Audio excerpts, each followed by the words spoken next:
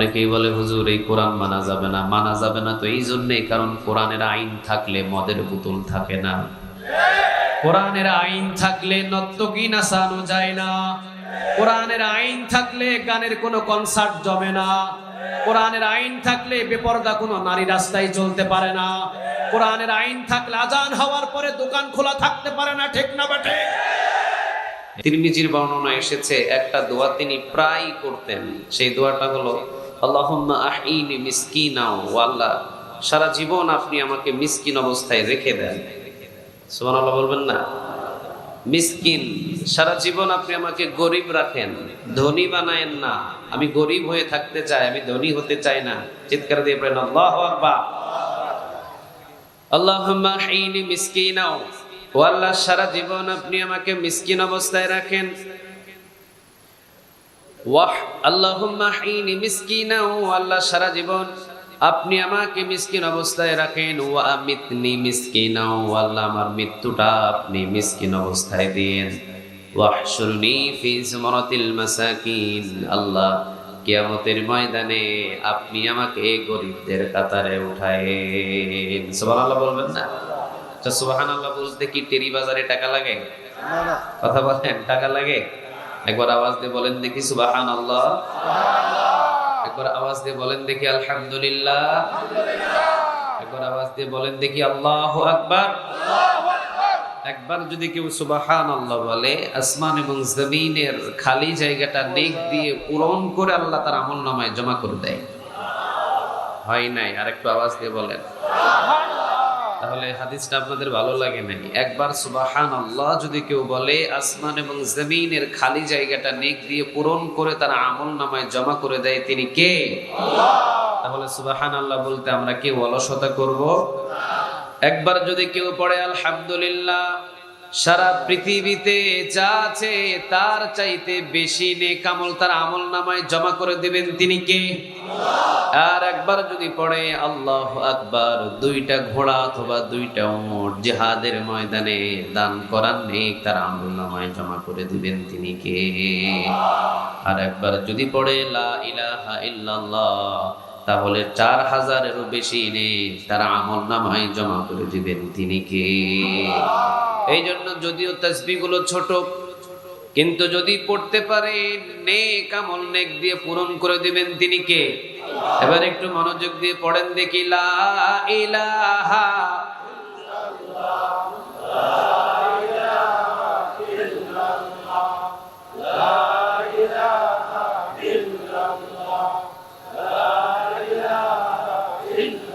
লা ইলাহা ইল্লাল্লাহু মুহাম্মাদুর রাসূলুল্লাহ সাল্লাল্লাহু। এই জন্য যেখানেই খুশি, যেখানে হাদিসের ভালো ভালো কথাগুলো শুনবেন, যেখানে বরকতের কথা শুনবেন, যেখানে আল্লাহ রাব্বুল আলামিন কিছু দান করছেন, দিচ্ছেন, 1 টাকা দান করছেন 1 লক্ষ টাকার নেক, এই জায়গাগুলোতে বেশি বেশি আওয়াজ দিয়ে পড়বেন সুবহানাল্লাহ। আরশ থেকে খুশি হয়ে যাবেন, তিনি কে? আমরা কারে খুশি করতে চাই বলেন? আল্লাহর নাম নিতে আপনাদের কেমন লাগে? দেখি আল্লাহ বলে একটা ডাক দেন তো দেখি, আল্লাহ। আর একবার জোরে আল্লাহ। পিছনের ভাইরা সহ ডাক দেন আল্লাহ। যতবার ডাক দিবেন 40টা করে নেক আমলনামায় জমা হয়ে যাবে। সুবহানাল্লাহ বলবেন না? যতবার আপনি বলবেন আল্লাহ, ততবারই 40টা করে নেক আমলনামায় জমা করে দিবেন, তিনি কে? আর যখনই বলবেন আল্লাহু আকবার, 2টা উট জিহাদের ময়দানে দান করার নেক আমলনামায় জমা করে দিবেন, তিনি কে? এই জন্য রাসূল যখন মধ্যরাতে ঘুম থেকে জাগতেন, নামাজে দাঁড়িয়ে যেতেন, নামাজ শেষ 2 হাত তুলে দোয়া করতেন একজনের দরবারে, তিনি কে? এই 2 হাত তুলে দোয়া করতেন, আর এই দোয়াটা বেশি বেশি করতেন, আল্লাহুম্মা আহইনি মিসকিনা, ও আল্লাহ সারা জীবন আপনি আমাকে মিসকিন অবস্থায় রেখে দেন। ও আল্লাহ সারা জিন্দেগি ভর আপনি আমারে মিসকিন অবস্থায় রাখেন। আমার ঘরের দরকার নাই, আমার বাড়ির দরকার নাই, আমার টাকার দরকার নাই, আমার সম্পদের দরকার নাই, আমার অমুকের দরকার নাই, আমার তমুকের দরকার নাই।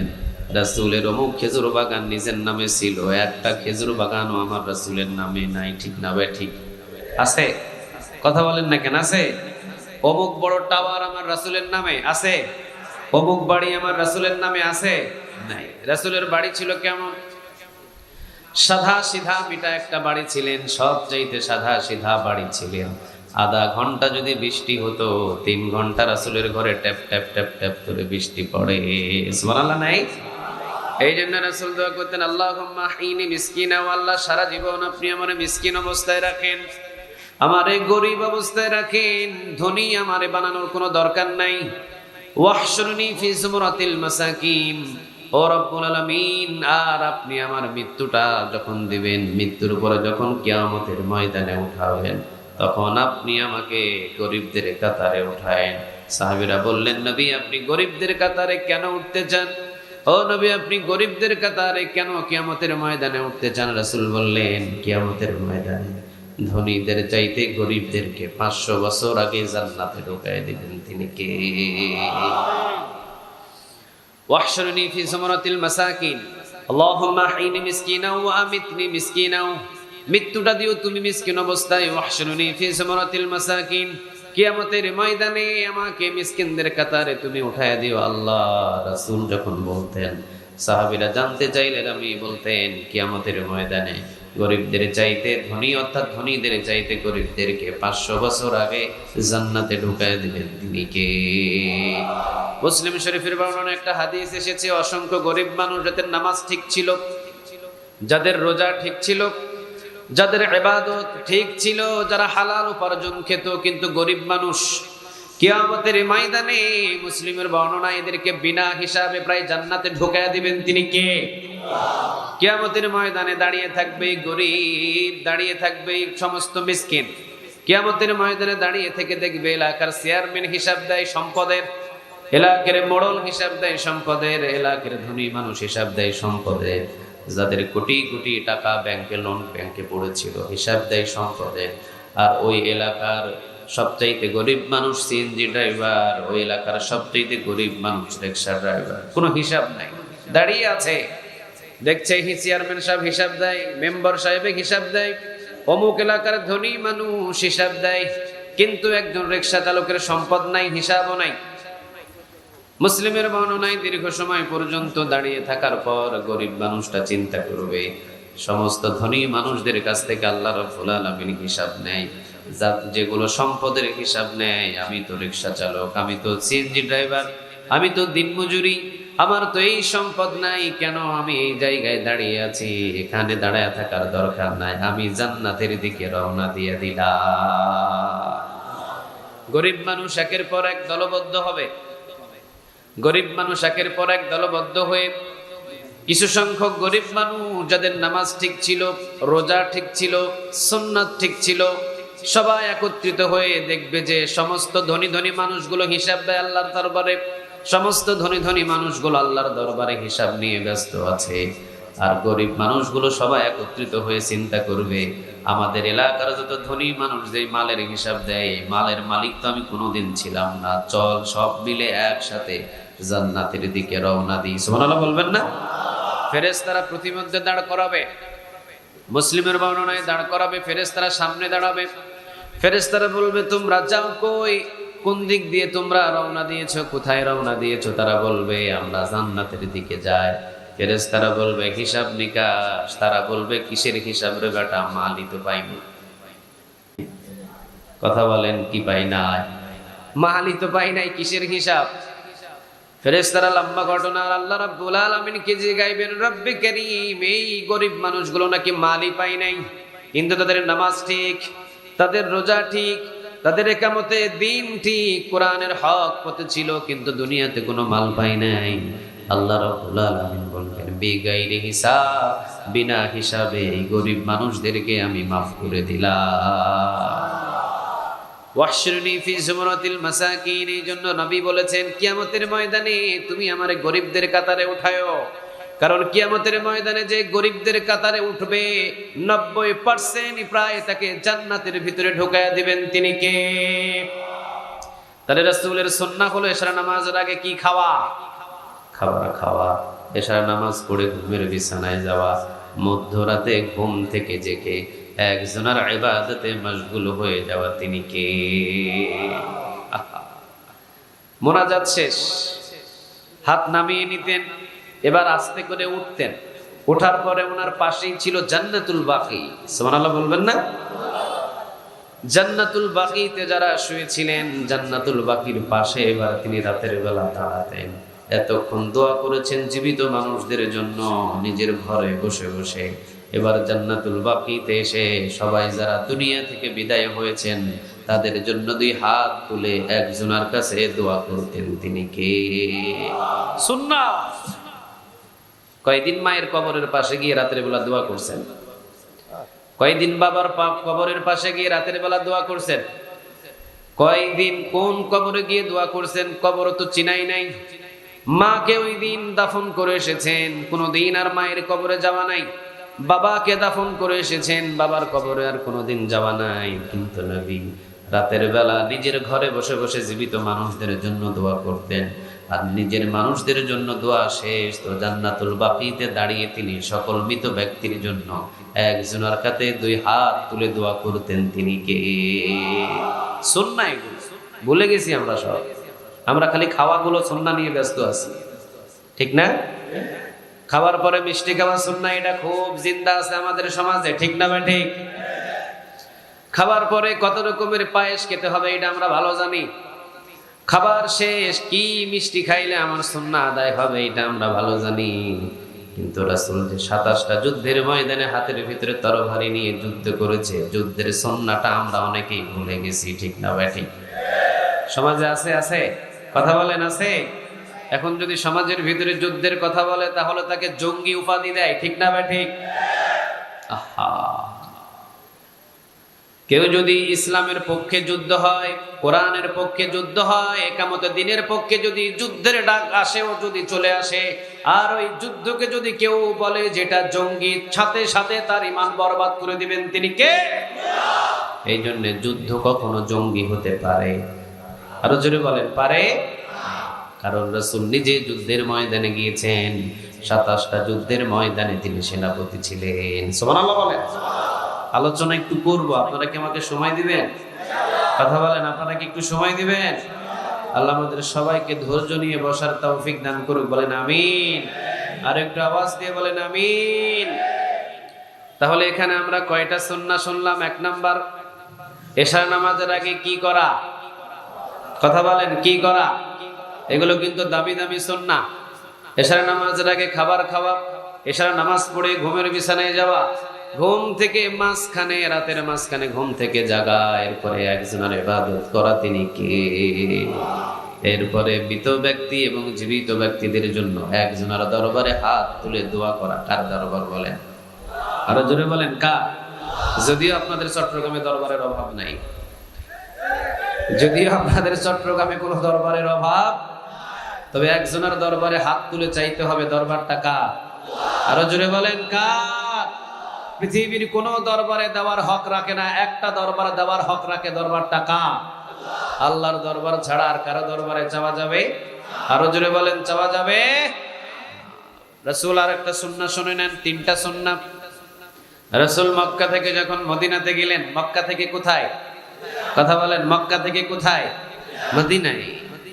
মক্কা থেকে যখন নবী মদিনাতে গেলেন, মদিনাবাসী সবাই নবীরে ধরলেন, নবী আপনি আমাদের কাছে একটু নসিহত করেন। ও নবী, আপনার নসিহত জানতে চায়, আপনার নসিহত শুনতে চায়। সেই দিন নবী 3টা সুন্নাহর কথা বলেছিলেন। ইয়া আইয়ুহান নাস, ওহে সকল মানব জাতি, ওহে সকল মানুষ, আফসুস সালাম, আগে সালাম দাও। আগে কি দাও? কথা বলেন, কি দাও? এইটাও সুন্নাহ, আগে সালাম দাও। ওয়া তুইমুত তাআম, বেশি বেশি করে মানুষদের খাওয়াও। ওয়াসাল্লু বিল-লাইলি ওয়ান-নাসি নিয়াম, মানুষ যখন সবাই ঘুমিয়ে যায় তখন তুমি নামাজে দাঁড়ায়া যাও।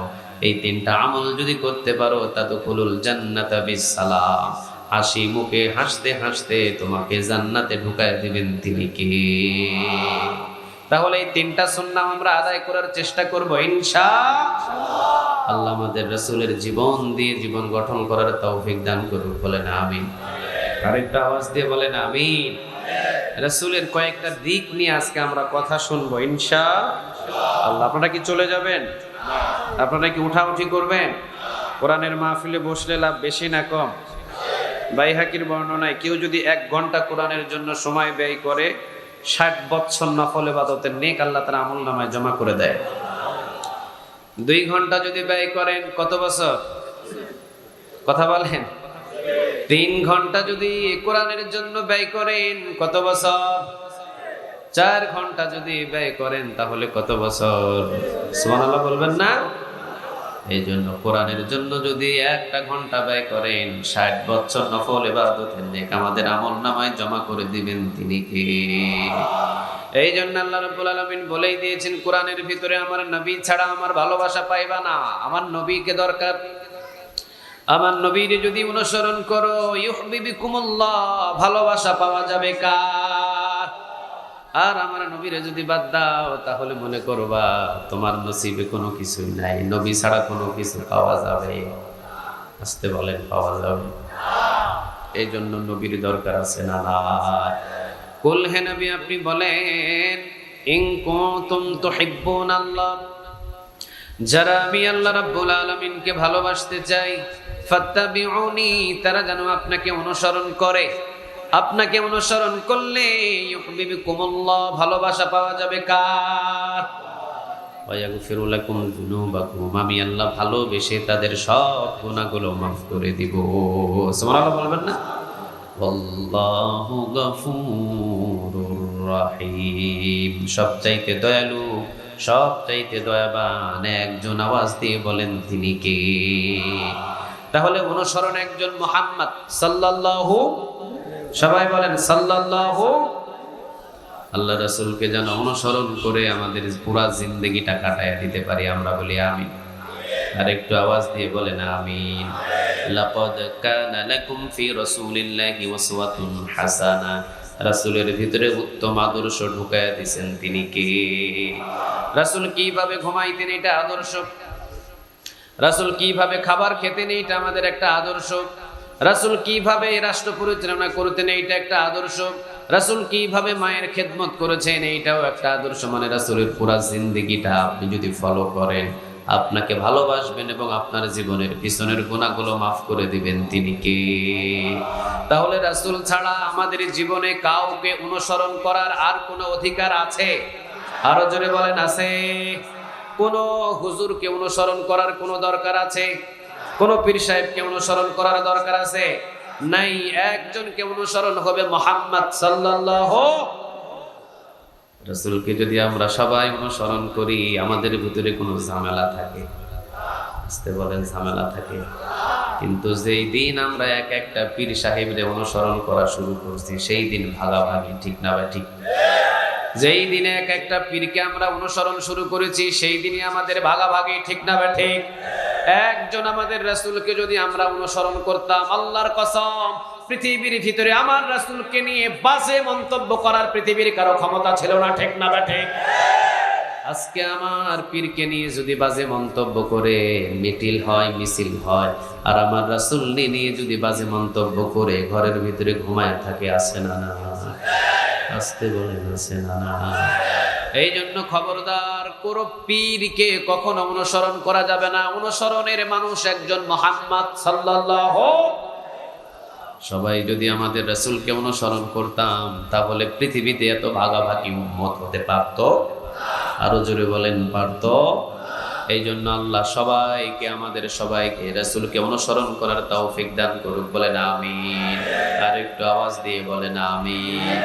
এই কোরআনের ভিতরে আমার রাসূলকে আল্লাহ এত ভালোবেসেছেন, 500-এরও বেশি আয়াত আল্লাহ রাসূলের জন্য নাজিল করেছে। সুবহানাল্লাহ বলবেন না?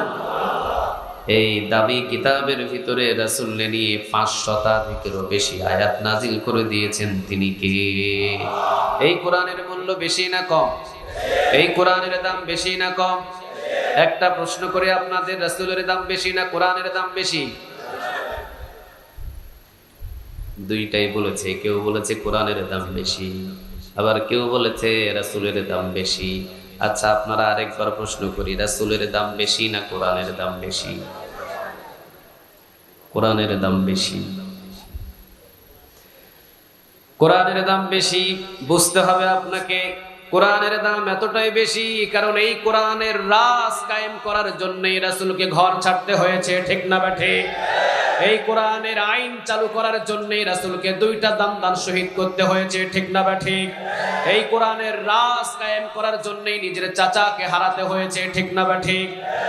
এই কোরআনের রাজ কায়েমের জন্য রাসূল প্রায় 13টা বছর মক্কায় মার খাইছে। কথা কন না কেন আপনারা? বোঝা যায় কোরআনের রাজ কায়েম না করা পর্যন্ত রাসূল কখনো থেমে থাকে? আস্তে বলেন, থেমে থাকে? যতদিন আমাদের বাংলার জমিনে কোরআনের রাজ কায়েম হবে ততদিন আমরাও থেমে থাকবো।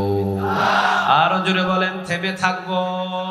শুধুমাত্র স্বাধীন বাংলাদেশ হলে আমাদের কাজ শেষ নয়, আমাদের দায়িত্ব হলো এই কোরআন পার্লামেন্টে পৌঁছায়া দেওয়া, ঠিক না ঠিক? আমাদের দায়িত্ব হলো রাসূল যেই কোরআন দিয়ে দেশ চালিয়েছেন, রাসূলের মতোই এই বাংলার জমিনটা কোরআন দিয়ে দেশটা চালানো, ঠিক না ঠিক? ওই কার্যকর পরিচালনা না করা পর্যন্ত আমাদের কখনো ঘুম আসতে পারে? এটাই হলো আমাদের দায়িত্ব। আল্লাহ যেন আমাদের প্রত্যেককে কোরআন দিয়ে নিজের জীবন এবং এই বাংলার জমিন চালানোর জন্য কবুল করে, বলেন আমিন। আর একটু আওয়াজ দিয়ে বলেন আমিন। তাহলে এই দামি কোরআনের ভিতরে রাসূলের কথা 500-র বেশি নিয়ে এসেছেন। তিনি কে? আরো জোরে বলেন, তিনি কে? ইকরাউল কোরআন ফাইন্নাহু ইয়াতি শাফিআল লিসহাবিহি ইয়াউমাল কিয়ামাহ। কেউ যদি কোরআন পড়ে, কেউ যদি কোরআন মানে, আর কেউ যদি কোরআন দিয়ে নিজের জীবনটারে গঠন করে, নবী বলেন কিয়ামতের ময়দানে এই কোরআন সুপারিশ করে তাকে আল্লাহর জান্নাতে নিয়ে যাবে। সুবহানাল্লাহ। হয় না? একটু আওয়াজ দিয়ে বলেন, আর একটু আওয়াজ দিয়ে বলেন সুবহানাল্লাহ। আর যদি কোরআনের জন্য কেউ 1 ফোঁটা রক্ত খরচ করে, ওয়াল্লাহি আল্লাহর কসম, এই কোরআন তাকে কিয়ামতের ময়দানে ভুলে যাবে। কোরআন ভোলার কোনো কিতাব নয়, আপনাকে টেনে হিসড়ে জান্নাতে নিয়ে যাবে একজনের সাথে ঝগড়া করে। তিনি কে? এই জন্য কোরআন হলো দামি কিতাব। আর এই দামি কিতাবের ভিতরে 500-র বেশি আমার রাসূলের নাম নিয়ে এসেছে। কোরআন পড়বেন, কোরআন ধরবেন, কোরআন দিয়ে নিজের জীবনটাকে গঠন করবেন, কিয়ামতের ময়দানে খুশি হয়ে যাবেন। তিনি কে? রাসূল কখনো কোরআনের বাহিরে ছিল? আরো জোরে বলেন, ছিল। কানা খুলুকুল কোরআন। আম্মা জানা আয়েশা রাদিয়াল্লাহু তাআলা আনহাকে যখন জিজ্ঞাসা করা হয়েছিল রাসূল কিভাবে চলতেন, কিভাবে ঘুমাতেন, রাসূলের আদর্শ কি ছিল, রাসূলের জীবনী কি ছিল, আম্মা জানা আয়েশা রাদিয়াল্লাহু তাআলা আনহা তিনি বলেছিলেন, কানা খুলুকুল কোরআন। তোমরা কি কোরআন পড়ো নাই? 30 পারা কোরআন ছিল রাসূলের জিন্দেগি। সুবহানাল্লাহ।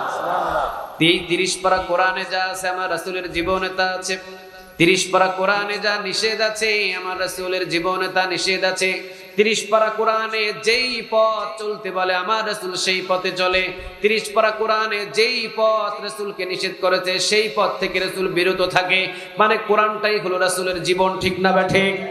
তাহলে কোরআন ছাড়া আমরা পৃথিবীর কোনো কিতাব মানতে পারি? আরো জোরে বলেন, মানতে পারি? তাহলে রাসূল যেহেতু কোরআন মেনেছেন, আমরাও কোরআন মেনে জীবনটাকে গঠন করব ইনশাআল্লাহ। আর আমলের দিক দিয়ে অনুসরণ হবে মুহাম্মদ সাল্লাল্লাহু। তবে ইবাদত করতে হবে কার? আর একটু আওয়াজ দিয়ে বলেন কার? ওয়ামা খালাকতুল জিন্না ওয়াল ইনসা ইল্লা লিয়াবুদুন।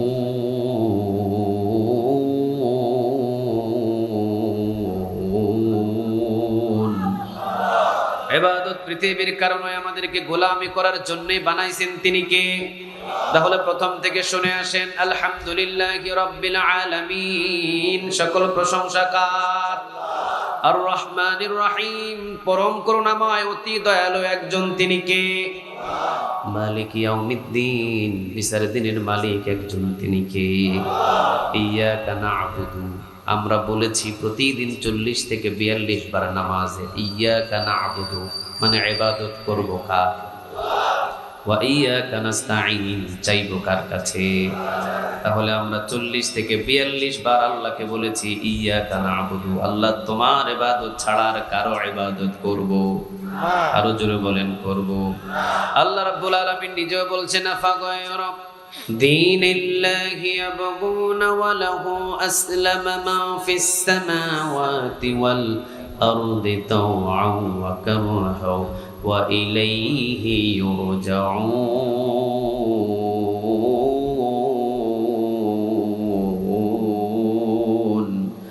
আল্লাহ রাব্বুল আলামিন নিজেই বলছেন, আসমান এবং জমিনের ভিতরে আমি যা কিছু সৃষ্টি করেছি, ইচ্ছা এবং অনিচ্ছায় সব কিছু একজনের ইবাদত করে। তিনি কে? ওই আসমান হুকুম মানে কার? এই জমিন গোলামি করে কার? ওই সূর্য হুকুম মানে কার? ওই চন্দ্র হুকুম মানে কার? তাহলে পৃথিবীতে যা কিছু আছে ইচ্ছা এবং অনিচ্ছায় সব কিছু গোলামি করে কার? মারাজাল بحرين يلتقيان بينهما برزخ لا يبغيان فبأي آلاء ربكما تكذبان مرج البحرين يلتقيان বাইনাহুমা বারযাখুল লা ইয়াবগিয়ান। একদিকে লবণাক্ত পানি, আরেকদিকে মিঠা পানি। এক সাগরের ভিতরে দুই ধরনের পানি রেখে দিয়েছেন। তিনি কে? মারাজাল বাহরাইনি ইয়ালতাকিয়ানি বাইনাহুমা বারযাখুল লা ইয়াবগিয়ান। একদিকে আমি লবণাক্ত পানি রেখে দিয়েছি, আরেকদিকে আমি মিঠা পানি রেখে দিয়েছি। মাঝখানে কোনো ওয়াল দিই নাই, মাঝখানে কোনো পার্টিশন দিই নাই, মাঝখানে কোনো ধরনের কোনো বেড়া আমি দিই নাই, কোনো ধরনের কোনো ওয়াল পার্টিশনের ব্যবস্থা আমি আরসিজি করে ওয়াল টানি নাই। লবণাক্ত পানি মিঠা পানির ভিতরে যাইতে পারে না, মিঠা পানি লবণাক্ত পানির ভিতরে যাইতে পারে না। তাহলে একটা জিনিস আল্লাহ এখানে বুঝাচ্ছেন, এই পানি ওই পানির ভিতরে ঢুকতে পারে না, ওই পানি এই পানির ভিতরে ঢুকতে পারে না। এই পানিগুলো হুকুম মানছে কার? এই পানিগুলো ইবাদতে মশগুল আছে কার? আরেকটু যদি আমি সহজ করে দিই, আমাদের সবার যখন জন্ম নিয়েছি মাথায় চুল ছিল কি ছিল না? একটু আওয়াজ দিয়ে বলেন, যেদিন জন্ম নিয়েছি সেই দিন মাথায় চুল ছিল কি ছিল না? চোখের ভুরু ছিল কি ছিল না? চোখের পাপড়ি ছিল কি ছিল না? তিনটাই চুল নিয়ে আমরা দুনিয়াতে এসেছি। মাথার চুল কাটার জন্য কে কতদিন কতবার সেলুন দোকানে গিয়েছেন? কোনো হিসাব আছে? কথা বলেন, আছে? চোখের ভুরু কাটার জন্য কয়দিন সেলুন দোকানে গেছেন? চোখের পাপড়ি কাটার জন্য কয়দিন সেলুন দোকানে গেছেন? তাহলে বোঝা যায় আপনার শরীরের যে অঙ্গগুলো আছে, এই অঙ্গগুলো হুকুম মানছে কার? এই জন্য আল্লাহ রাব্বুল আলামিন বলেছেন, বান্দারে তোকে আমি সৃষ্টি করেছি আমার গোলামি করার জন্য, তাহলে গোলামি হবে কার? আরেকটু আওয়াজ দিয়ে বলেন, কার? আর গোলামিটাই করতে হবে রাসূল সাল্লাল্লাহু আলাইহি ওয়াসাল্লামের আদর্শ অনুযায়ী ইনশাআল্লাহ। রাসূল কিভাবে চলেছেন ফিরেছেন ঠিক ওইভাবেই আমাদেরকেও চলতে হবে। হুকুম কার? নিজ ইচ্ছা ভাবে কোনো ইবাদতে মশগুল করা যাবে? নিজ ইচ্ছা ভাবে কখনোই চলাচল করা যাবে? রাসূল যেমনে চলেছেন, রাসূলকে দেখে দেখে চলার হুকুম দিয়েছেন। তিনি কে? এই জন্য আল্লাহ রাব্বুল আলামিন বলেছেন, কুল হে নবী আপনি বলেন, ইন কুনতুম তুহিব্বুনাল্লাহ, যারা আমি আল্লাহ রাব্বুল আলামিনকে ভালোবাসতে চাই, ফাত্তাবিউনি, তারা যেন আপনাকে অনুসরণ করে। আপনাকে অনুসরণ করলেই ইউহিব্বুকুমুল্লাহ, ভালোবাসবেন একজন, তিনি কে? এই জন্য রাসূলকে অনুসরণ ইবাদত হবে আল্লাহর, এবং অনুসরণ হতে হবে একজন মুহাম্মদ সাল্লাল্লাহু রাসূল সাল্লাল্লাহু আলাইহি ওয়াসাল্লামকে অনুসরণ ছাড়া পৃথিবীর আর কাউকে অনুসরণ করা যাবে? আরো জোরে বলেন, যাবে? এখন আসেন, রাসূল সাল্লাল্লাহু আলাইহি ওয়াসাল্লামকে যদি অনুসরণ করেন তাহলে খাবার পরে মিষ্টি খাবেন। যেহেতু রাসূল খাবারের পরে মিষ্টি খাইতেন বেশি, এটা ছিল রাসূলের সুন্নাহ। সুবহানাল্লাহ বলেন। এই সুন্নাহ আমাদের সমাজে জিন্দা আছে না নাই? আরেকটা আওয়াজ দিয়ে বলেন, আছে না নাই? আচ্ছা, রাসূল একটা কিতাব দিয়ে দেশ চালাইছেন, কিতাবটার নাম? তাহলে এই সুন্নাহ মানার দরকার আছে না নাই? এই জায়গায় গেলে কিন্তু অনেকেই কয়, না হুজুর এটা মানা যাবে, এটা মানা যাবে। অনেকেই বলে, হুজুর এই কোরআন মানা যাবে না। মানা যাবে না তো এই জন্যই, কারণ কোরআনের আইন থাকলে মদের বোতল থাকে না। কোরআনের আইন থাকলে নর্তকী নাচানো যায় না। কোরআনের আইন থাকলে গানের কোনো কনসার্ট জমে না। কোরআনের আইন থাকলে বেপরদা কোনো নারী রাস্তায় চলতে পারে না। কোরআনের আইন থাকলে আজান হওয়ার পরে দোকান খোলা থাকতে পারে না। ঠিক না বেঠে? এই জন্যই কিছু সুবিধাবাদ মুসলমান আছে, কিছু কিছু মানে, কিছু কিছু ছাড়ে, আছে না নাই? আল্লাহ রাব্বুল আলামিন কোরআনেই বলেছেন পরিপূর্ণভাবে ইসলামের ভিতরে ঢুকতে হবে। কথাটা কার? আরেকটু আওয়াজ দিয়ে বলেন কার? অর্ধেক ঢুকলাম না, কিছু মানলাম কিছু মানলাম না, এটা হলো সুবিধাবাদ মুসলমান। ঠিক না বা ঠিক? পরিপূর্ণ মানার কথা বলেছেন তিনি কে? তাহলে রাসূল সাল্লাল্লাহু আলাইহি ওয়াসাল্লাম কোরআন দিয়ে নিজের জীবনটাকে গঠন করেছেন, কোরআন দিয়ে দেশ চালিয়েছেন। রাসূল শুধুমাত্র, আপনারা মনে করেন না যে সারা দিন কোরআন দিয়ে শুধু দাওয়াতের কাজ করেছেন, না। রাসূল সংসারী জীবন আছে না নাই? রাসূলের নাতি আছে না নাই? রাসূলের সাথী আছে না নাই? রাসূল বিচারের পর্যায়ে আছে না নাই? রাসূল শুধুমাত্র যে কোরআনের দাওয়াত নিয়ে পড়ে থাকতেন না, রাসূল কিন্তু সংসার জীবনেও ছিলেন। সুবহানাল্লাহ বলবেন না? তিনি এমন নবী, তিনি যখন নিজের স্ত্রীর কাছে যেতেন তখন শ্রেষ্ঠ স্বামী হয়ে যেতেন। সুবহানাল্লাহ বলবেন না? তাহলে শোনেন আলোচনা 5টা পর্যায়ে।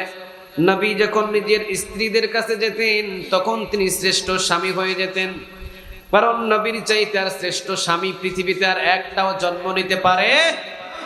যেখানে রাসূল জীবনে কোনোদিন নিজের বিবিকে তুই বলে কোনো কথা বলে নাই। সুবহানাল্লাহ বলবেন না? কিন্তু আমাদের বিবির সাথে তুই তুকারি আছে না নাই? মার ধর আছে না নাই? রাসূল কোনোদিন কোনো বিবিকে একটা আঘাত করে নাই। একজন বিবির শুধু থুতনিটা একটু চেপে ধরেছিলেন। কয়জন?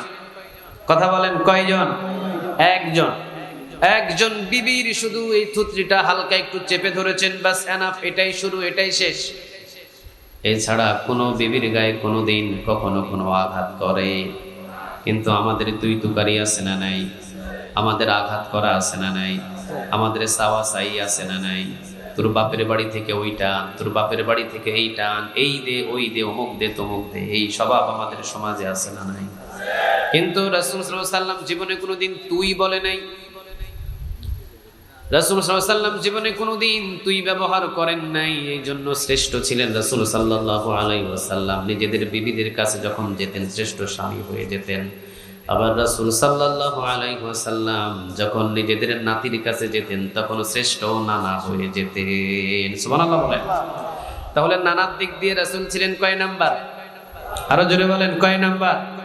আবার কোরআন একটু পরে আসেন, কোরআন মানতেন তিনিও ছিলেন কোরআন মানার দিকে কয় নাম্বার? আরো জোরে বলেন, কয় নাম্বার?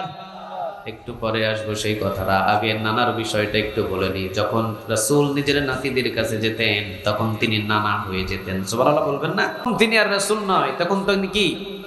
কথা বলেন, তখন তিনি কি? আর যখন তিনি বিবিদের কাছে যেতেন তখন তিনি শ্রেষ্ঠ স্বামী হয়ে যেতেন। চিৎকার দিয়ে বলেন আল্লাহু আকবার। যখন তিনি নিজেদের বিবির কাছে যেতেন তখন তিনি শ্রেষ্ঠ স্বামী হতেন, তখন তিনি আর ওখানে নবীত্ব করতেন না, ওখানে তিনি শ্রেষ্ঠ স্বামী। আবার যখন তিনি নাতিদের কাছে যেতেন তখন তিনি শ্রেষ্ঠ নানা। সুবহানাল্লাহ বলেন। আসর নামাজ পড়ছেন রাসূল, হাসান আর হুসাইন দুইজনে সে রাসূলুল্লাহ সাল্লাল্লাহু আলাইহি ওয়াসাল্লামের মাথার উপরে চেপে বসেছেন। একজন ঘাড় ধরেছেন, কান ধরেছেন, আরেকজন পিছন থেকে ঠেলেন। আসরের নামাজের সেজদা লম্বা হলো, সাহাবীরা চিন্তায় পড়লেন, মনে হয় রাসূল মনে হয় অসুস্থ, রাসূল মনে হয় অসুস্থ হয়েছেন। কিন্তু রাসূলকে যে হাসান এবং হুসাইন রাদিয়াল্লাহু তাআলা আনহু চেপে ধরে বসে আছেন কেউ দেখে নাই। আরশে আজিম থেকে একজনা দেখছেন, তিনি কে? হাসান যখন ধরে আছেন, হুসাইন রাদিয়াল্লাহু তাআলা আনহু পিছন থেকে ঠেলছেন। রাসূল সেজদা উঠাতে চায়, আবার হাসান শক্ত করে ধরে।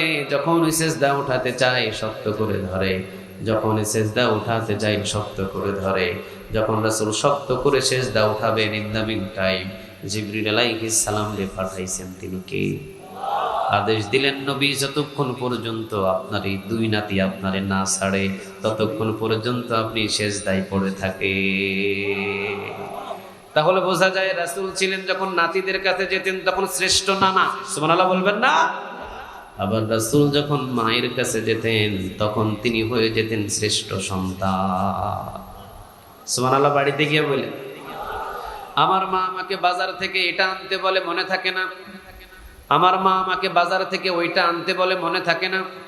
আমার মা আমাকে গ্যাস্ট্রিকের ওষুধ আনতে বলে, মনে থাকে না। আমার মা আমাকে একটু নাপা অথবা যে কোনো একটা ব্যথার ওষুধ আনতে বলে, আমার মনে থাকে না। কিন্তু বউ যেটা বলে ঠিকঠাক মনে থাকে, ঠিক না ঠিক? বউয়ের কথা যদি 19 থেকে 20 হয়, কখনো চাউল ভাত ফুটে না আর ঘরে। কিন্তু মা যেইটা বলে স্মরণ থাকে না। একটা গ্যাস্ট্রিকের ওষুধের জন্য মা 10 বার বলা লাগে, এমন সন্তান সমাজে আছে না? না। মা যদি 10টা টাকা চায় পকেটে নাই, মা যদি 100টা টাকা চায় পকেটে নাই, কিন্তু বউ যদি 1000 টাকা চায়, চাওয়ার আগে যদি না দেয়, ঝামেলা আছে না নাই? পুরা সংসারের ভিতরে আগুন ধরে যায়, ঠিক না বা ঠিক? কিন্তু মা 100 টাকা চেয়েছে, অনেক কুলাঙ্গার আছে মায়ের হাতে 100টা টাকা উঠায় দিতে পারে না, এমন সন্তান আছে না? না। রাসূল যখন মায়ের কাছে যেতেন তখন শ্রেষ্ঠ কি হতেন? কথা বলেন না কেন? কি হতেন? রাসূল যখন মায়ের কাছে যেতেন তখন শ্রেষ্ঠ সন্তান হতেন। রাসূল বসে আছেন, সমস্ত সাহাবীদেরকে নিয়ে নবী বসা। একজন বৃদ্ধা মহিলা আসলেন। রাসূলকে যখন একজন সাহাবী বললেন, নবী আপনি পিছনের দিকে খেয়াল করেন, ঠিক আপনার কাছে একজন বৃদ্ধা মহিলা আসছেন। রাসূল পিছনের দিকে যখন তাকালেন, রাসূল ছিলেন বসা, সাথে সাথে সাহাবীরা বলেন এমন ভাবে রাসূল উঠে দাঁড়ালেন, আমরা জীবনে এইভাবে উঠে দাঁড়াতে আর কোনোদিন দেখি নাই। রাসূল উঠে দাঁড়ালেন, মাথাটাকে নিচের দিকে দিয়ে বৃদ্ধা মহিলার দিক হয়ে দাঁড়ালেন। বৃদ্ধা মহিলা সামনে আসলেন, নিচের দিকে দাঁড়িয়ে তিনি সালাম দিলেন। বৃদ্ধা মহিলা যখন এসে দাঁড়ালেন, সাথে সাথে রাসূলের চাদর খুলে বিছিয়ে দিলেন। সুবহানাল্লাহ বলবেন না? নিজের গায়ের দামি চাদর, যেটা রাসূল পরতেন, যে চাদর, সেই চাদর খুলে রাসূল নিচে বিছিয়ে দিলেন। সাহাবীরা অবাক হয়ে তাকিয়ে রইলেন। আর আমাদের সমাজের ভিতরে যেই চাদর সবচাইতে কম দামি, ওই চাদর মায়ের ঘরে। যেই খাট সবচাইতে ঘরের কম দামি, ওই খাট মায়ের ঘরে। যেই কম্বল সবচাইতে পুরাতন, ওই কম্বল মায়ের ঘরে। যেই পাখা সবচাইতে দুর্বল, ওই পাখা মায়ের ঘরে, ঠিক না বে ঠিক? সবচাইতে দামি দামি সোফা বলেন, সবচাইতে দামি দামি চাদর বলেন, সবচাইতে দামি দামি খাট বলেন, সব হলো বউয়ের ঘরে। আর যত খারাপ জিনিস সব হলো মায়ের ঘরে, ঠিক না বে ঠিক? কিয়ামতের ময়দানে যদি মা তোমার বিরুদ্ধে নালিশ করে, ওয়াল্লাহি কোন পীর সাহেব তোমাকে বাঁচাতে পারবে, কোন তাহাজ্জুদ নামাজ তোমাকে বাঁচাতে পারবে, কোন মসজিদ তুমি যদি বানাও, ওই মসজিদ তোমাকে বাঁচাতে পারবে? মাকে যদি কষ্ট দেন, আর ওই কষ্ট নিয়ে যদি আল্লাহ রাব্বুল আলামিনের কাছে মা চলে যায়, কিয়ামতের ময়দানে যদি কোনো মা বলে ওই সন্তানের বিচার করতে হবে আজকে, ইয়া রব, ওই সন্তানের বিচার না করা পর্যন্ত আমি তাকে ছাড়বো না। রাসূল বলেন কিয়ামতের ময়দানে সব আমল বরবাদ হয়ে যাবে, যতক্ষণ পর্যন্ত মা তাকে না ছাড়বে ততক্ষণ পর্যন্ত কোনো আমল তাকে বাঁচাতে পারবে। এই জন্য খবরদার, মাকে কখনো কোনো দিন কষ্ট দেওয়া যাবে, আরো জোরে বলেন যাবে। নিজের চাদর মোবারক বিছিয়ে দিলেন। রাসূলের দুধমা হালিমাতুস সাদিয়া এসে নিজের চাদর মোবারকে বসলেন। রাসূলের কথা ইসরাইলটা কি রকম দেখেন। মা সামনে বসেছেন, মা সামনে বসে কথা বলছেন। সাহাবীরা বলছেন আমরা দীর্ঘ সময় পর্যন্ত মা কথা বলছেন আর রাসূলের জবানের দিকে আমরা তাকিয়েছিলাম। 3টা শব্দ ছাড়া রাসূলের জবানে কোনো কথা আমরা শুনি নাই। জি, হ্যাঁ, না। সুবহানাল্লাহ। এই প্রায় 2-3টা শব্দ ছাড়া কোনো কথা নাই। মা একটা বলেছে, রাসূল আর একটা বলেছে, এমনটা ছিল না। মা বলেছে সাদা, ছেলে বলেছে কালো, এমন ছিল না। মা বলেছে এই কথা, মায়ের কথা বাদ দিয়ে রাসূল আরেকটা বলেছে, এমন ছিল না। মা বলেছেন, রাসূল শুধু বলেছেন জি। মা বলেছেন, রাসূল শুধু বলেছেন ইয়েস। মা বলেছেন, রাসূল শুধু বলেছেন না। মানে মা যদি এইটা জিজ্ঞাসা করেছে, যদি না বলতে হয় সেখানে না বলেছেন। মা যেটা জিজ্ঞাসা করেছেন, যেখানে জি বলার কথা সেখানে জি বলছেন। সুবহানাল্লাহ। এই জন্য রাসূল 1400 বছর আগে বলে দিয়েছেন। আল্লাহ রাব্বুল আলামিন আমাদেরকে জানিয়ে দিলেন, খবরদার, মায়ের মুখে মুখে যদি কেউ তর্ক করে, মাকে যদি কেউ ধমক দেয়, তার পিছনের সব আমলগুলো বরবাদ করে দিবেন তিনি কে? খবরদার, মাকে কখনো কোনোদিন ধমক দিয়ে কোনো কথা বলা যাবে? খবরদার কখনো কোনোদিন মাকে কোনো কষ্ট দিয়ে কোনো কাজ করা যাবে? মায়ের মুখে মুখে কখনো কোনোদিন তর্ক করা যাবে?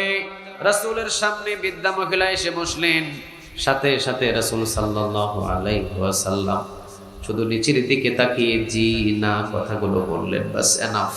যখন বৃদ্ধা মহিলা দাঁড়ালেন, রাসূল সোজাসুজি দাঁড়ালেন। সুবহানাল্লাহ বলবেন না? মাথার উপরে হাত বুলিয়ে দিলেন। রাসূল মাথা দিয়ে দিলেন, মাথার উপরে হাত বুলিয়ে দিলেন। যাওয়ার সময় কিছু হাদিয়া মায়ের কাছে দিয়ে দিলেন, কিছু ছাগলের গোশত, কিছু ফলমূল মায়ের কাছে দিয়ে দিলেন। যত দূর পর্যন্ত মা হেঁটে গেলেন, তত দূর পর্যন্ত রাসূল যেতে চাইলেন। যতক্ষণ পর্যন্ত মা বলেছেন বাবা তুমি এখন যাও, ততক্ষণ পর্যন্ত মায়ের সাথে সাথে হেঁটেছে। সুবহানাল্লাহ।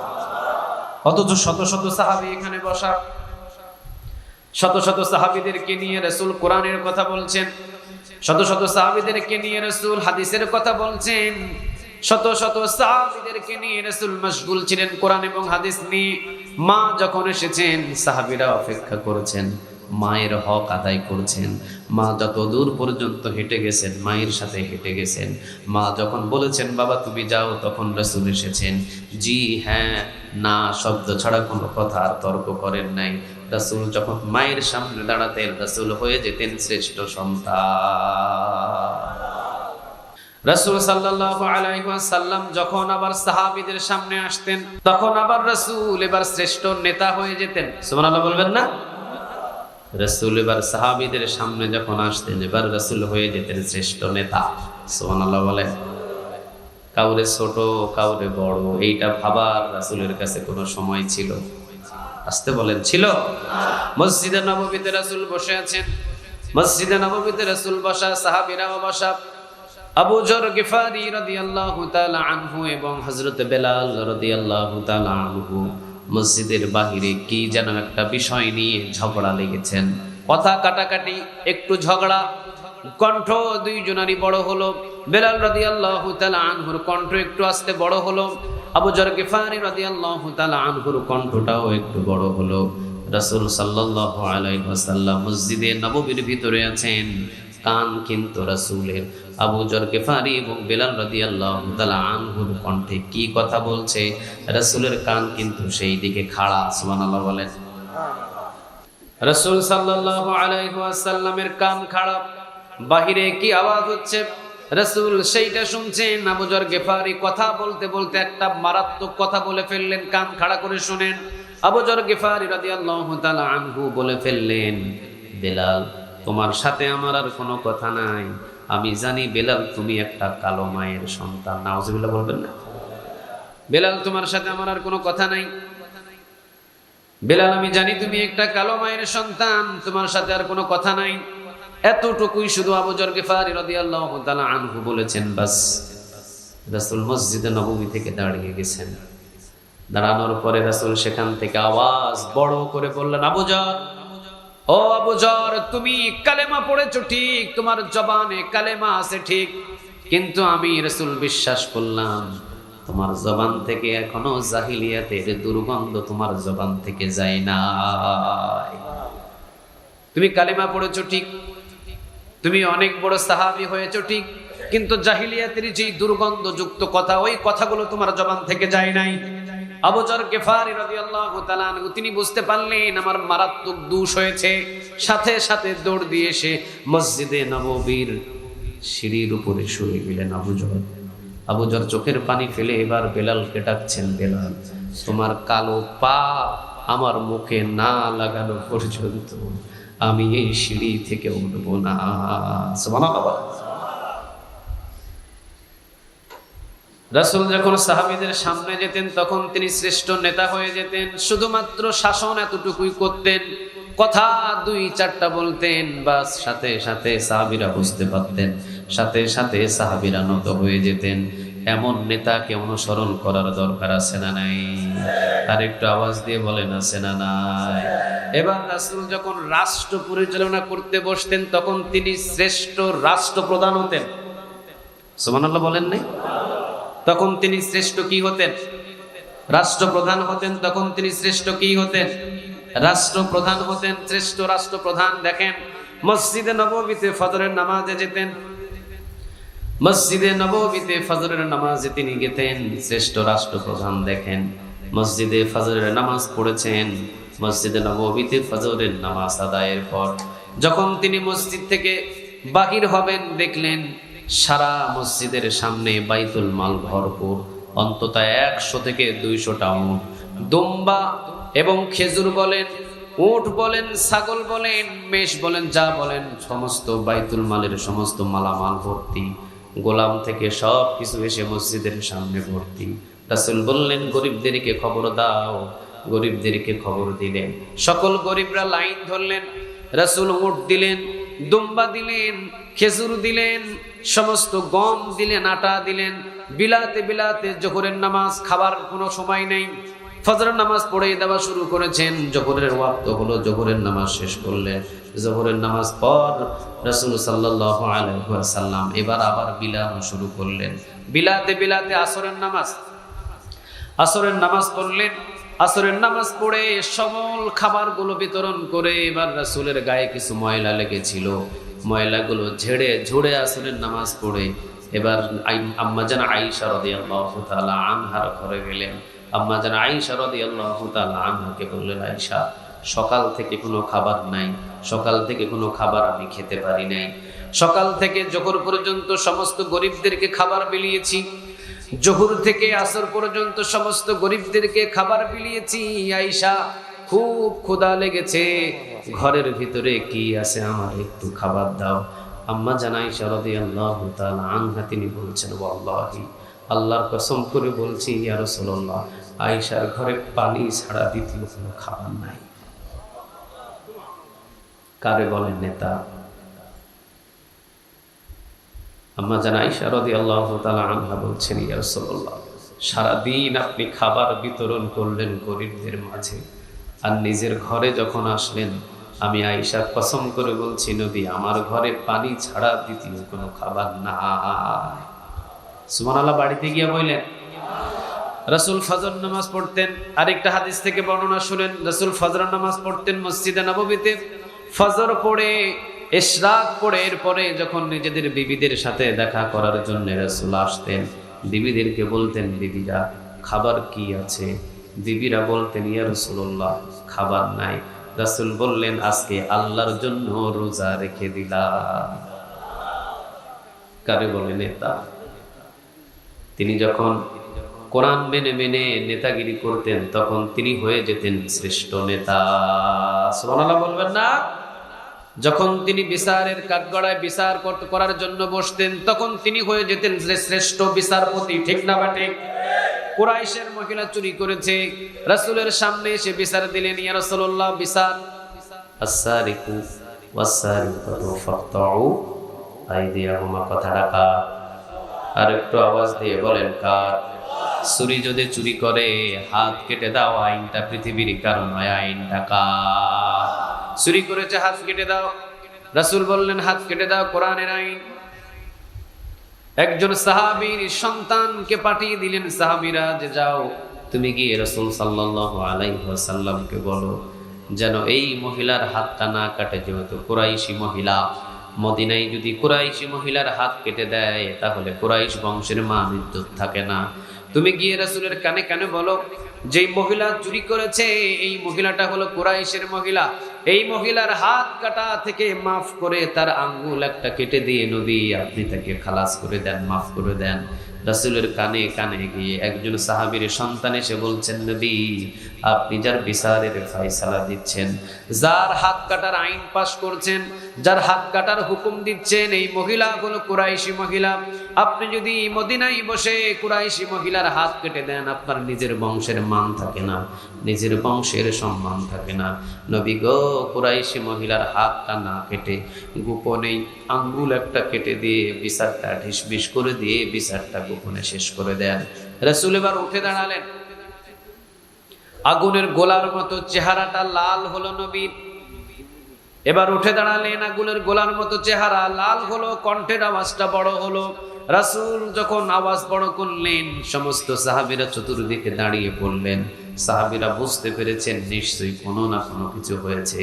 রাসূল এবার উপরের দিকে আর নিচের দিকে আর সাহাবীদের দিকে লক্ষ্য করে বলছেন, সাহাবীরা, আজকে তোমরা আমার কাছে একজন মাসুম বাচ্চাকে পাঠিয়ে তোমরা কুরাইশি একজন মহিলার হাত কাটা থেকে বিরত করে আঙ্গুল কাটার জন্য সুপারিশ করছো। শুনে রেখে দিও, আজকে যদি কুরাইশি মহিলা চুরি না করে আমার যদি মেয়ে ফাতেমাও যদি চুরি করত, ওয়াল্লাহি আল্লাহর কসম কোরআনের আইনটাকে বাস্তবায়ন করার জন্য আমার মেয়ের দুইটা হাত আমি কেটে দিতাম। তাহলে রাসূল ছিলেন শ্রেষ্ঠ নেতা, শ্রেষ্ঠ বিচারপতি। চিৎকার দিয়ে পড়েন আল্লাহু আকবার। আবার রাসূল জীবনে কোনোদিন নিজে না করে কখনো কোনোদিন কারো উপরে কোনো আমল চেপিয়ে দেন না, নিজে আগে করছেন, এরপরে আরেকজনকে করতে বলছেন। সুবহানাল্লাহ বলবেন না? আমরা নিজে করি না, কিন্তু আরেকজনকে করার জন্য উপদেশ দিয়ে আসে না নাই? কথা বলেন, আছে না নাই? নিজে করে না, নিজে যখন মাইক পায় অনেক কিছু বলে, এই করো, ওই করো, অমুক করো, তমুক করো, এইটা করি আমি, ওইটা করি আমি, কিন্তু গিয়ে দেখেন নামাজ পড়ি আমি, তমুক করি আমি, অমুক করি আমি, রাতের বেলা ঘুমায়। এই নেতা সকাল 10টা বাজে ঘুম থেকে উঠে দেখে লুঙ্গি খাটের নিচে, কিন্তু মাইকের সামনে যখন আসে তখন বিভিন্ন বড় বড় কথা বলে, আছে না নাই? কিন্তু রাসূল ছিলেন এমন নেতা, নিজে আগে করতেন, এরপরে অন্যকে করতে বলতেন। সুবহানাল্লাহ বলেন। রাসূলের কাছে একজন সাহাবী তার ছোট্ট একটা বাচ্চাকে নিয়ে আসলেন। ইয়া রাসূলুল্লাহ সাল্লাল্লাহু আলাইহি ওয়াসাল্লাম, আপনি বলে দেন, ও নবী, আমার এই কলিজার সন্তান, আমি গরিব মানুষ, আমি প্রতিদিন এই সন্তানটারে মিষ্টি কিনে দিতে পারি না। আমার এই সন্তান প্রতিদিন মিষ্টি খায়, প্রতিদিন মিষ্টি চায়। আমি গরিব মানুষ, আমি কিনে দিতে পারি না। প্রতিদিন আমার সাথে ঝামেলা করে, প্রতিদিন আমাকে মিষ্টি খাওয়ার জন্য পিড়াপিড়ি করে। আমি গরিব মানুষ, তাকে আমি প্রতিদিন মিষ্টি কিনে দিতে পারি না। গো নবী, আপনি একটু নসিহত করেন। নিশ্চয় আপনি যদি নসিহত করেন, অবশ্যই আপনার নসিহত কাজে আসবে। রাসূল বললেন, আজকে না, আগামীকাল তুমি অথবা আগামী সপ্তাহ তুমি আমার কাছে আইনো। সুবহানাল্লাহ বলেন। আজকে না, আগামী সপ্তাহে নিয়ে এসো। আজকে নিয়ে যাও, আগামী সপ্তাহ তুমি অমুক সময় অমুক তারিখে নিয়ে এসো। সাহাবীকে পাঠিয়ে দিলেন। এক সপ্তাহ পরে এবার সাহাবী তার সন্তানকে নিয়ে রাসূলের দরবারে হাজির। নবী গো, আপনি বলেছেন এক সপ্তাহ পরে আনার জন্য, এই যে নিয়ে আসতে, আপনি নসিহত করেন। প্রতিদিন মিষ্টি খাওয়ার জন্য আমরা পিড়াপিড়ি করে, এত মিষ্টি খাই যে আমি গরিব মানুষ, কিনে দিতে পারি না। এবার নবী বলছেন, বাবা, তোমার বাবা হলো গরিব মানুষ, তুমি এত মিষ্টি খাও না, তোমার বাবার উপরে অনেক কষ্ট হয়ে যায়। বাবা, আজ থেকে তুমি মিষ্টি একটু কম কম করে খাও। এবার সাহাবীর সন্তান মুস্কি হাসি দিয়ে বলছেন, ইয়া রাসূলুল্লাহ, আপনি যেহেতু নসিহত করেছেন, আল্লাহি, আল্লাহর কসম করে বলছি, কোনোদিন আমি আর আমার বাবাকে মিষ্টির জন্য পিড়াপিড়ি করব না। ও নবী, আপনি নসিহত করেছেন, আপনি আমাকে মিষ্টি কম খেতে বলেছেন, আপনি আমাকে বলেছেন মিষ্টি যাতে আমি কম খাই। ও নবী, এই জন্য আমি মিষ্টি কম আজ থেকে খাবো, কোনোদিন আমি আমার বাবাকে মিষ্টির জন্য পিড়াপিড়ি করব না। পাশেই বাবা দাঁড়ানো ছিল। বাবা এবার রাসূলকে বলছেন, ইয়া রাসূলুল্লাহ, গত সপ্তাহে আসছিলাম আপনার কাছে, গত সপ্তাহে তো আপনি এই নসিহত করে দিতে পারতেন, গত সপ্তাহে তো আপনি এই কথাটা বলে দিতে পারতেন, তাতে আমার ছেলে কম মিষ্টি খায়। এই এক সপ্তাহ পর্যন্ত কেন আপনি অপেক্ষা করলেন নবী? এবার নবী বললেন, সাহাবীরে, আমি নবী তো বেশি মিষ্টি খাওয়া পছন্দ করি, তোমার ছেলেরে আমি কিভাবে কম খাওয়ার নসিহতটা করি বলো? এক সপ্তাহের ব্যবধানে আমি নবী আগে মিষ্টি খাওয়া আস্তে আস্তে কমিয়েছি, এরপরে তোমার ছেলেরে কম খাওয়ার আদেশ দিলাম। আগে নিজে আমল করেছেন, এরপরে সাহাবীদেরকে আমল করার কথা বলেছেন। সুবহানাল্লাহ বলবেন না? নিজের বিবিদের কাছেও যখন যেতেন, 9 জন বিবি ছিলেন। কয়জন? কথা বলেন, কয়জন? একটারে সামাল দিতেই তো আমাদের জিন্দেগি শেষ। রাসূল 9 জন বিবি এক স্টেপে ছিলেন, কিন্তু কোনোদিন কারো মনে কোনো কষ্ট দেয়? আসতে বলেন, কষ্ট দেয়? সবাইকে সমান রাখতেন। সুবহানাল্লাহ বলবেন না? একদিন জোর করে সবাই এসে ধরলেন, ইয়া রাসূলুল্লাহ সাল্লাল্লাহু আলাইহি ওয়াসাল্লাম, আপনি বলেন কোন বিবিরা আপনি বেশি ভালোবাসেন, কোনটারে বেশি ভালোবাসেন? রাসূল বললেন, এটা কেমন কথা? আমি তো সব বিবিরই বেশি ভালোবাসি। কয়, না না, আপনি কোনটারে বেশি ভালোবাসেন এইটা বলেন। রাসূল বললেন, না, আমি সবাইকেই সমানভাবে ভালোবাসি। সেবার বিবিরা বলছেন, না, আপনাকে বলতেই হবে আপনি কোনটারে বেশি ভালোবাসেন, কোনটারে কম ভালোবাসেন, আজকে বলতেই হবে। রাসূল বললেন, না, আমি সবাইরে বেশি ভালোবাসি। দয়ার নবী, মায়ার নবী, সরল নবী সব বিবিরা যখন 9 জন বিবি চতুর্দিকে ধরে যখন শক্ত করে ধরলেন, আপনাকে বলতেই হবে। এবার রাসূল বললেন, ঠিক আছে, আগামী কাল আমি সন্ধ্যাবেলা তোমাদের বলবো। সুবহানাল্লাহ বলেন। সময় নিতেন, হুট করে কোনো কাজ করতেন না। আমরা হুট হাট রাগের মাথায় 1 তালাক 2 তালাক 3 তালাক 1000 তালাক, কথা কন না কেন? সময় নাই। তালাক দেওয়ার পর এরপরে হুজুর খুঁজে, হুজুর রাগের মাথায় তালাক দিয়া দিছি, এই তালাক কি হবে? তুই রাগের মাথায় তো তোর বউরেই তালাক দিছ, তোর মারে তো তালাক দিস না, কথা কন না কেন? রাগের মাথায় হইলেও কারে তালাক দিছে? কথা বলেন, কারে? শালিরে তো তালাক দেয় নাই, ভাবিরে তো তালাক দেয় নাই। রাগের মাথায় যারে তালাক দিতে হবে তারই তো তালাক দিছে, তালাক তো হয়ে গেছে। এই জন্য খবরদার, রাগের মাথায় কখনো কোনোদিন কোনো ডিসিশন নেওয়া যাবে। রাগের মাথায় 1000 পরিবারে এইরকম তালাকের নিয়ম আছে না নাই? অহরহ। রাসূল বললেন, একটু সময় দাও, আগামীকাল মাগরিব নামাজ অথবা ইশার নামাজ পড়ে তোমাদেরকে আমি বলবো কোন বিবিরা আমি বেশি ভালোবাসি। ফজর নামাজ পড়লেন, 18টা প্রায় রাসূল খেজুর নিলেন, প্রতিটা বিবির ঘরে ঘরে ঢুকলেন। আস্তে আস্তে ঢুকে প্রতিটা বিবির ঘরের হাতের ভিতরে দিয়ে বলছেন, খবরদার, এই 2টা খেজুর যে তোমারে আমি দিয়েছি কাউরে বলা যাবে, কাউরে বলা যাবে, শুধু আমি জানি আর তুমি জানো, আর জানে একজন, তিনি কে? খবরদার কাউরে বললো না। 2টা করে খেজুর দিলেন প্রতিটা বিবির হাতে, 9 জন বিবির হাতে তিনি 18টা খেজুর দিলেন। চলে গেলেন মসজিদে। প্রায় এশার নামাজ যখন শেষ হয়েছে, এশার নামাজ পড়ে এসেছেন, সকল বিবিরা আগে থেকেই বসে আছেন। নবী, আজকে আপনি বলবেন যে কোন বিবিরা আপনি বেশি ভালোবাসেন। রাসূল বললেন, আমাকে বলতেই হবে। কয়, হ্যাঁ নবী, আপনাকে বলতেই হবে, আমাকে বলতেই হবে। হ্যাঁ নবী, আপনাকে বলতেই হবে। বা রাসূল বললেন, ওই যে মাগরিব নামাজ পড়ে যার হাতে 2টা খেজুর দিছি ওইটারে আমি বেশি ভালোবাসি। 9 জন বিবি দিলেন মুস্কি হাসি, কারণ 9 জন বিবির হাতেই রাসূল আগেই খেজুর দিতে চুপি চুপি। সুবহানাল্লাহ বলেন। 9 জন বিবি খুশি হয়ে গেলেন, আরশ থেকে খুশি হয়ে গেলেন। তিনি কে? এটা ছিল রাসূলের পরিবার চালানোর একটা নিয়ম। সুবহানাল্লাহ বলবেন না? আর বিবিরাও রাসূলকে জীবনের চাইতেও বেশি ভালোবাসতেন। আম্মা জান আয়েশা রাদিয়াল্লাহু তাআলা আনহা, তিনি রাসূলকে এরকম একটা টি টেবিলের উপরে বসায় গোসল করাতেন। টি টেবিল দিলেন, রাসূল টি টেবিলের উপরে বসলেন। রাসূল যখন টি টেবিলের উপরে বসেছেন, টি টেবিলের একটা পায়ার নিচে আম্মা জান আয়েশা রাদিয়াল্লাহু তাআলা আনহার একটা পায়ের আঙ্গুল পড়েছে। রাসূল বসার সাথে সাথে আঙ্গুলটা ফেটে ফেঙ্কি দিয়ে রক্ত বাহির হয়ে রাসূলের মাথায় যখন আম্মা জান আয়েশা রাদিয়াল্লাহু তাআলা আনহা পানি ঢালেন, পানির সাথে রক্ত প্রবাহিত হয়, পানির সাথে রক্ত যায়। রাসূল বললেন, আয়েশা, কোন জায়গা থেকে রক্ত পড়ছে, কোন জায়গা থেকে রক্ত প্রবাহিত হচ্ছে পানির সাথে? আম্মা জান আয়েশা রাদিয়াল্লাহু তাআলা আনহা তিনি বলছেন, ইয়া রাসূলুল্লাহ, আপনি যখন এই টেবিলের উপরে বসেছেন, এই টেবিলের পায়ার একটা কোণায় আমার একটা আঙ্গুল ছিল, আমি টান দিতে পারি নাই। আপনি বসেছেন, বসার সাথে সাথে আমি টান দেওয়ার সুযোগ পাই নাই। পায়ার চাপে আর আপনার চাপে, শরীরের চাপে, পায়ার চাপে আমার আঙ্গুলটা ফেটে পিঙ্কি দিয়ে রক্ত পড়ছে। ওই রক্তটার সাথে পানি একত্রিত হয়ে ওই রক্ত পানি এবং 2টা মিশ্রিত হয়ে প্রবাহিত হচ্ছে। রাসূল নেমে গেলেন। রাসূল বলেন, আয়েশা, তুমি কি বলো? আমি উঠেছি টি টেবিলের উপরে, আর পায়ার নিচে তোমার পা আছে, আঙ্গুল আছে, তুমি কেন বলো নাই? আম্মা জান আয়েশা রাদিয়াল্লাহু তাআলা আনহা তিনি বলছেন, ইয়া রাসূলুল্লাহ, আপনি যদি আমার বুকের উপরে পাড়া দিয়েও বসেন, আমি আয়েশা ও শব্দটাও করতে পারবো না। রাসূলের প্রতি বিবিদের কত ভালোবাসা। সম্পদ থাকলেই যে শান্তি থাকে তা না। যদি স্বামী স্ত্রী মিল না থাকে, ভালোবাসা না থাকে, ওই সন্তানটা জাহান্নাম বানায় দেয়। তিনি কে? স্বামী স্ত্রী যদি মিল থাকে, গাছের গোড়ায় যদি বসবাস করেন, ওইটাও জান্নাত বানায় দেয়। তিনি কে?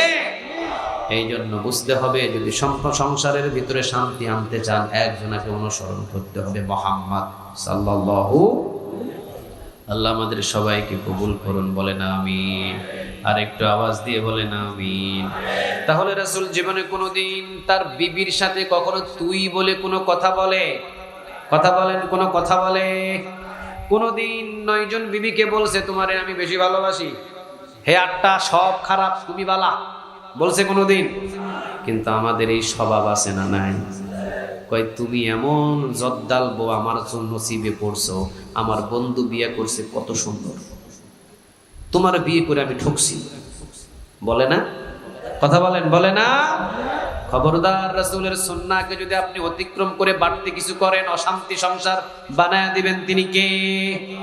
কোনদিন রাসূলের অনুসরণ ছাড়া যদি নিজে মাতবরি করে কোনো কিছু করতে যান তাহলে সমস্যায় পড়বেন। এই জন্য আমার আগে আমার ভাই বলেছিলেন, ওয়ামা আরসালনাকা ইল্লা রাহমাতাল লিল আলামিন। রাসূলের আদর্শ যেখানে, রাসূলের আদর্শ যেখানে, রাসূলের আদর্শ যেখানে, ওই জায়গাটা রহমত বরকত দিয়ে পরিপূর্ণ করে দেয়। তিনি কে? কারণ বিশ্ব জগতের জন্য রহমত স্বরূপ রাসূলকে প্রেরণ করেছেন। তিনি কে? আল্লাহ রাসূলকে অনুসরণ করে আমাদের প্রত্যেকের জীবন গঠন করার তৌফিক দান করো, বলেন আমিন। আর একটু আওয়াজ দিয়ে বলা যায় না আমিন? আবার রাসূল যখন মন একটু বেজার করতেন, একটু চিন্তিত থাকতেন, রাসূলকে খুশি করার জন্য কোরআনের আয়াত নাজিল করতেন। তিনি কে? নুন হরফে মুকাত্তাআত ওয়াল কলাম ওয়ামা ইয়াসতুরুন, কলমের শপথ, আর কলম যা লিখেছে তার শপথ। মা আতা বিনি'মাতি রাব্বিকা বিমাজনুন, ও নবী আপনাকে যারা পাগল বলে মনে রেখে দিয়েন, আমি আল্লাহ রাব্বুল আলামিন বলছি আপনি পাগল নয়। সুবহানাল্লাহ বলেন। ওয়া ইন্না লাকা লাআজরান গায়রা মামনুন, আপনার জন্য অসংখ্য নিয়ামত রেখে দিয়েছেন কে? আপনার জন্য অসংখ্য পুরস্কার রেখে দিয়েছেন। তিনি কে? মাজনুন। ওয়া ইন্নাকা লাআলা খুলুকিন আযীম, আর আপনি হলেন উত্তম চরিত্রের উপরে প্রতিষ্ঠিত। সুবহানাল্লাহ বলবেন না? রাসূলের চরিত্রের ভিতরে কোনো মিথ্যা কথা আছে? কাউকে তুই বলে কথা বলেছেন আছে? কাউকে কোনোদিন ধমক দিয়ে কথা বলেছেন আছে? উত্তম চরিত্র রাসূলকে দান করেছেন। তিনি কে? এই সার্টিফিকেটটা দিয়েছেন। তিনি কে? নুন ওয়াল কলাম ওয়ামা ইয়াসতুরুন, মা আতা বিনি'মাতি রাব্বিকা বিমাজনুন, ওয়া ইন্না লাকা লাআজরান গায়রা মামনুন, ওয়া ইন্নাকা লাআলা খুলুকিন আযীম। এবার আল্লাহ রাব্বুল আলামিন বলছেন, ফাসাতুবসিরু ওয়া ইউবসিরুন বিআইয়িকুমুল মাফতুন। ও নবী আপনাকে যারা পাগল বলেছে বেশি দিন লাগবে না, শুধু মরতে দেন। আসলে পাগলকে মরার পরেই তার ফায়সালা করবেন। তিনি কে? আবু জেহেল রাসূলকে বলেছিল পাগল, আসলে রাসূল পাগল না, আবু জেহেল পাগল। আবু লাহাব বলেছিল পাগল, আসলে রাসূল পাগল না, আবু লাহাব পাগল। মৃত্যুর পরেই এটা প্রকাশ করে দিবেন। তিনি কে? এই জন্য আল্লাহ রাব্বুল আলামিন বলেছেন, ফাসাতুবসিরু ওয়া ইউবসিরুন বিআইয়িকুমুল মাফতুন। নবী গো আপনি কষ্ট নিয়েন না, আপনাকে পাগল বলে এই জন্য আপনি অন্তরে কোনো ব্যথা নিয়েন না, শুধু তাদের মৃত্যুটা বাকি আছে, একটু মরতে দেন। মরার পরেই দেখায়া দিব আসলে পাগল আপনি না পাগল আবু জেহেল। সুবহানাল্লাহ বলবেন না? রাসূলকে যখনই কেউ গালি দিয়েছে, পাথর নিক্ষেপ করেছে, তার বিরুদ্ধে রিয়াকশন নিয়েছেন। তিনি কে? তাব্বাত পড়েন, تبت يدا أبي لهب وتب ما أغنى عنه ماله وما كسب سيصلى نارا ذات لهب وامرأته حمالة الحطب في جيدها حبل من مسد। الله أكبر বলে। রাসূলকে কেউ কষ্ট দিয়েছে, রাসূল সহ্য করেছেন, কিন্তু সহ্য করেন নাই। তিনি কে? আরেকটু আওয়াজ দিয়ে বলেন তিনি কে? তাহলে রাসূলকে ভালোবেসে নাম দিয়েছিলেন হাবিবুল্লাহ। সুবহানাল্লাহ বলবেন না? কি দিয়েছিলেন? আরেকটু আওয়াজ দিয়ে বলেন কি দিয়েছিলেন? তাহলে রাসূলকে কখনো কোনোদিন অপমান করার জন্য যদি কোনো কাজ করেন, দুনিয়াও বরবাদ আখিরাতও বরবাদ করে দিবেন তিনি কে? খবরদার এমন যেন কোনো কাজ না হয়। দাড়ি রাখতে বলছে সবাই, আপনি ইচ্ছা করে দাড়ি কাটছেন। আরেকজন হুজুর আপনারে বলল, ভাই আপনি দাড়িটা রেখে দেন। আপনি হুট করে বললেন, ভাই দাড়ি রাখলে আমারে ভালো লাগে না, ভাই দাড়ি রাখতে আমারে ভালো লাগে না, ভাই দাড়ি রাখলে আমার চেহারা ভালো লাগে না। আপনি রাসূলের সুন্নাতকে ছোট করে ফেলেছেন, ঠিক না ভাই? ঠিক। আর রাসূলের সুন্নাতকে যদি ছোট করে ফেলেন, তাহলে কিয়ামতের ময়দানে ভালোবাসার মানুষটারে যদি ছোট করে ফেলেন, আপনার কাছ থেকে কড়া গন্ডায় বিচার করবেন তিনি কে?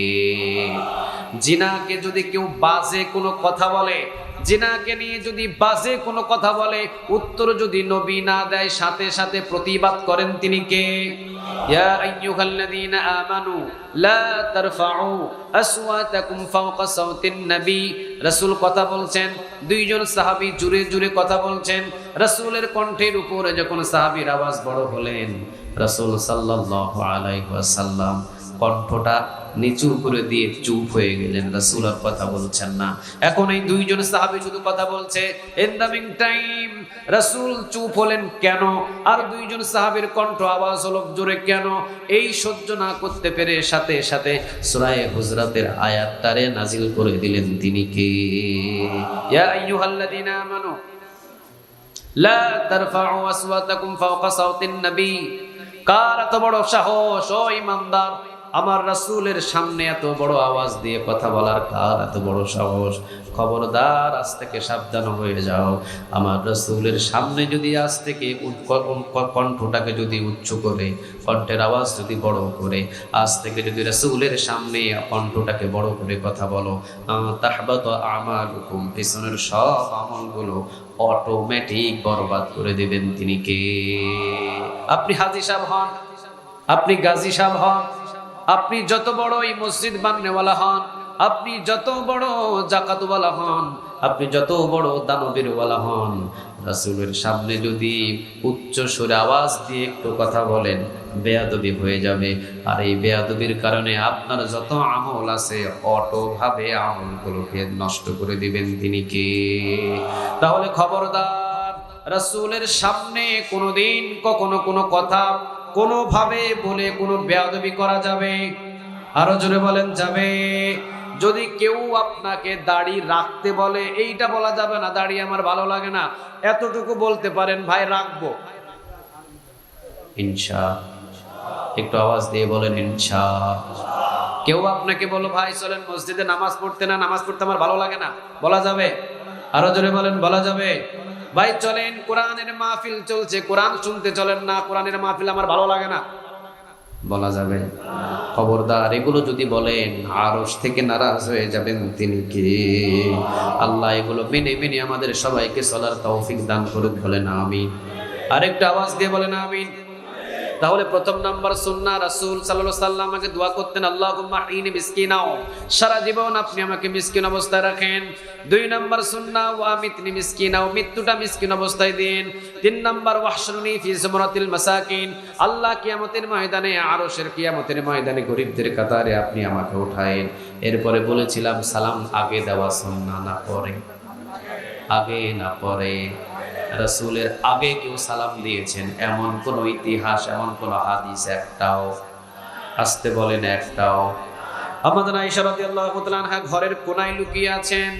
রাসূল সাল্লাল্লাহু আলাইহি ওয়াসাল্লাম তিনি ঘরের ভিতরে ঢুকছেন।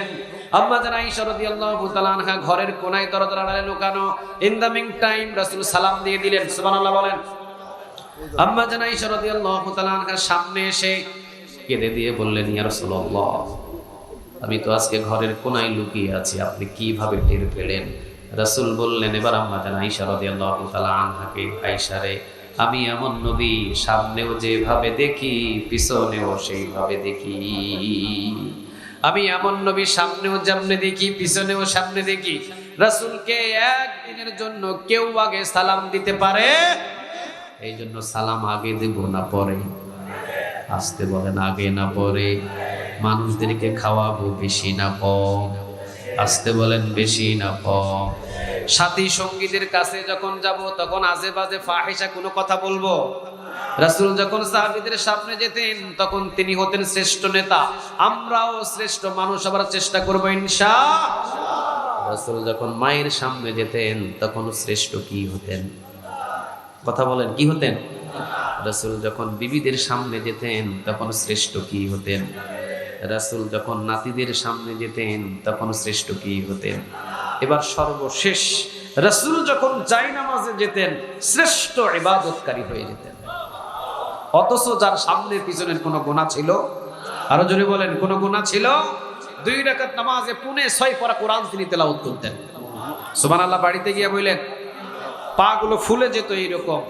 আম্মা জান আয়েশা রাদিয়াল্লাহু তাআলা আনহা তিনি বলেছেন রাসূল যখন সিজদায় পড়তেন গড় গড় গড় গড় গড় গড় করে কান্নার আওয়াজ আমার কানে ভেসে আসতো। মনে হতো পাথর আর পানি দিয়ে যেইভাবে জাল দিলে ফুটে সেইভাবে রাসূলের কণ্ঠে থেকে কান্নার আওয়াজ ভেসে আসতো। চিৎকার দিয়ে পড়েন আল্লাহু আকবার। কিন্তু জীবনে কোনোদিন একটা কোনো গুনাহ ছিল? কথা বলেন, গুনাহ ছিল? অথচ জায়নামাজে যখন দাঁড়াতেন তিনি হয়ে যেতেন শ্রেষ্ঠ ইবাদতকারী। চিৎকার দিয়ে পড়েন আল্লাহু আকবার। আল্লাহ আমাদের সবাইকে রাসূলকে মেনে মেনে জীবন গঠন করার তৌফিক দান করুক, বলেন আমিন।